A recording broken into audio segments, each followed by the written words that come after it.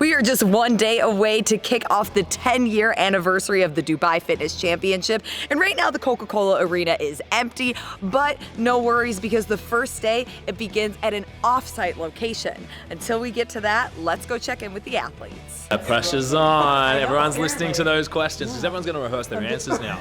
I'm the first cab off the rank. How do we feel today?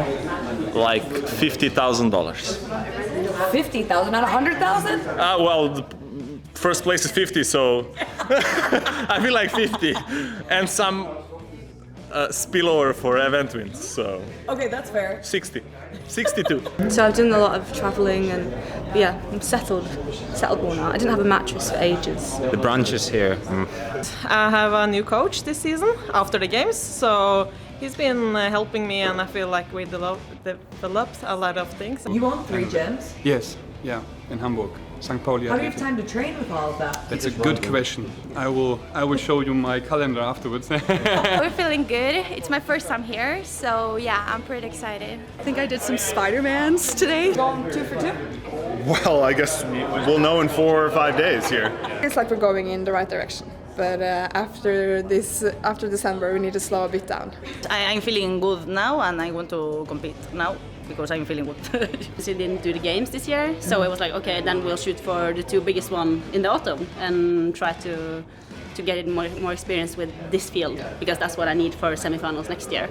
And yeah, also it's fun to go on the big stage and travel a lot, and yeah. So it's just we did the qualifier for fun, and then we just, okay, if we take it, we go, and if we don't qualify, we're just skipping. Qualifiers were pretty soon after the games, probably like a month and a half after, so I was just kind of getting back to training, and I kind of told my coach, you know what, I'll do them, but if anything, I wasn't doing everything at that point, so if certain movements came up, I would have had to bow out because the risk at that point wasn't worth the reward. But luckily I could do everything, and yeah, didn't tell anyone I was doing them because I thought, well, I might quit halfway through, but and that's just to be safe, like to be smart for my body, not for any other reason. But I was lucky enough to just kind of get through them and then put in a solid 2 months of training and feel back to myself. So it's nice. I'm one of the bigger guys, like size-wise. So in the past, I really focused on my endurance, my body weight movements, and stuff like that. This year, my approach has been different. So I've kind of steered into what I am, so to speak, and kind of accepted that I'm not going to win a run in the desert, but more go for the 100 points if they show up in a strongman event or a heavy clean ladder or whatever, something heavy, explosive, or something on the machines. Both shoulders were injured, like some semi-torn muscles and some labrum torn, and yeah, not good. Anyways, we taken some time off and really making bulletproof shoulders. Just deciding into this competition that okay, the results or the leaderboard wouldn't define this competition was important, and just knowing that okay, I can go into this competition, just see how my body works at a competition pace. That's what's important right now. Actually, these competitions have been like a very dream for many years. So since I started CrossFit, I want to go to Dubai because my coach and my boyfriend has come here 2 times, and every time I was like, oh, I want to go there, but I haven't been good enough, or then the pandemic hit, and etc. So when they announced the qualifier this year, I was like, yes. Well, Dubai's always been one of my favourite competitions. It was the first big competition I ever did back in 2014, and sort of since then I've just loved it. I like how how they treat the athletes, how the events come out, how you always do something that you would never do anywhere else. It's just a really cool comp, and I love the UAE, so I was like, it has to be done. I've always wanted to do Dubai. I enjoy coming to Dubai. It's a cool city. I've got some friends here, so for me, off-season competitions and events for me are always about where do I want to go, where do I want to hang out. I think arriving here and just seeing that it's really just a really cool city, I'm just happy that I came, and I'm here to gain some experience. So yeah, I feel like I'm doing that right now. I really want wanted to compete in Dubai Championship like for a long time, because I was like, oh, that's like really cool competition, and it's like Middle East where I'm from, so I was like, yeah, it makes sense for me to compete here. But I was like, no, I'm not ready for this. And then he was like, yeah, just let's try it and see what happens. So yeah, that was his idea basically. I did the qualifiers in Bali, and I was like, I didn't think I'd qualify at all. So I was just like, I'll enter and see.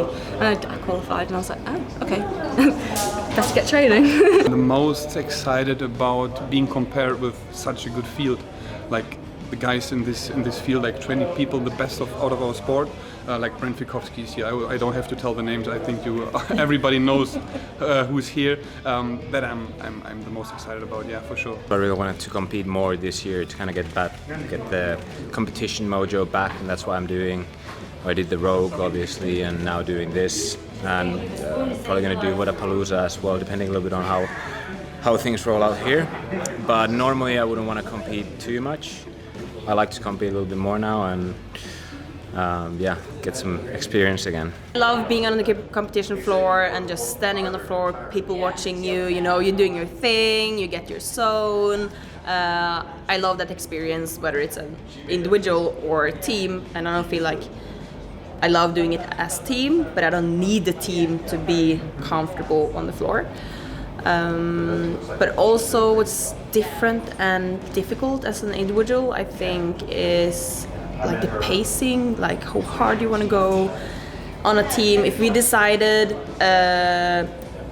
20 reps on the toaster bar, we're doing 20. As an individual, you can go like, it feels good, I'm doing 40, you know? This is the competition where I burst onto a scene, kinda. 2018, it was first time I competed against Games athletes. It was a year when Fraser won. And I took 11th, and that was the first time I actually felt like I can compete with these guys. So, like, everybody have to be first for sure, but for me to make not as many mistakes as last year. So this is the main goal, to like show what I'm capable of doing. There's a temptation to really try to look at the leaderboard and make some prediction as to where I'm going to place, or like let me put it to you this way: I didn't financially plan to win any money. Like you can't predict anything, because anything could happen. I mean, last year I think there were minimum work requirements, and if you didn't meet one, you got $0, even if you'd won a prior event. So, looking at that, it's like, well, if they program something I can't do in the last workout, I could make $0. To win by 100 points. I don't want just to win. I want to make a statement. 20 men, 20 women, 8 total workouts in the course of 3 days. Make sure you guys continue to check in with our athlete interviews as well as our daily recap shows, all here on our YouTube show. Until then, we'll see you tomorrow.